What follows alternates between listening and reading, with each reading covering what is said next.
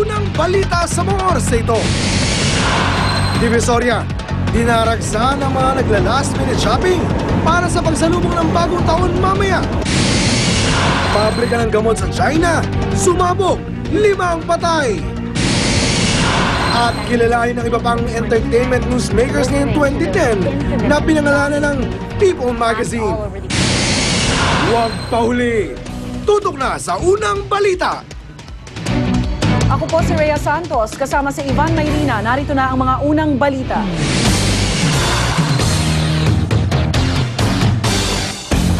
Mga pampaingay at pampaswerte sa bagong taon mabenta sa mga mamimili sa night market sa Divisoria. Narito ang report ni JP Soriano.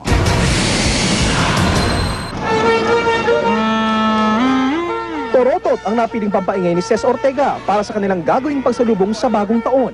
Nakumpleto na raw niya mga sangka para sa medianoche nila. Kulang na lang ang paingay. Torotot para safe. Basta importante, masaya yung pagsalubong sa bagong taon. Kailangan talaga may pampaingay no? Oo, kung mga tradisyon na yon. Kinumpleto na lang din ni Nanay Teresa ang 13 bilog na prutas niyang ihahanda. Para naman sa kanya, di bali nang walang pampaingay, basta puno lang ng prutas ang kanilang mesa. Para anuhan kami ng swerte. Ba't pinalas ba ngayon? Hindi naman, siyempre pamayiin na natin yun eh. At dahil Year of the Metal Rabbit ang 2011, patok ang mga rabbit items gaya ng alikansiyang ito. Sa paniwala nyo, magdadala ng swerte po sa inyo yan? Siguro, o ano, sana. Pero ang mamimiling sa Dempol, pamporma sa salubong ang pinagkakaabalahan. Di ba, ang meaning ng bilog-bilog is pera. So, para yung maraming pera dumating. Bakit? Ano naman natin na maraming pera? Syempre, maraming sinusustentuhan. Para sa unang balita, JP Soriano reporting.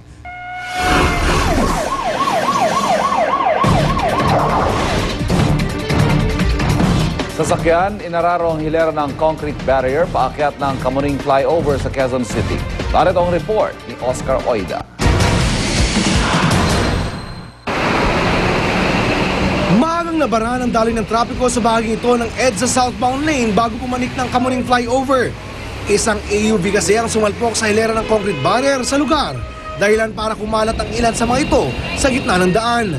Ang sumalpok na sasakyan, natanggalan pa ng gulong sa lakas ng impact. Bigla na lang daw tumama dito ayon doon sa kwarto ng GMA mismo. Ang driver ng sasakyan na agad na responde ng mga rescuer. Tila wala namang tinamong seryosong pinsala.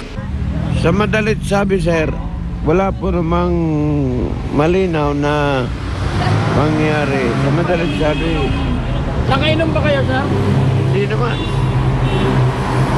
Ang mga traffic enforcer nga, animoy nakakatiyak na sa punot dulo ng nangyaring aksidente.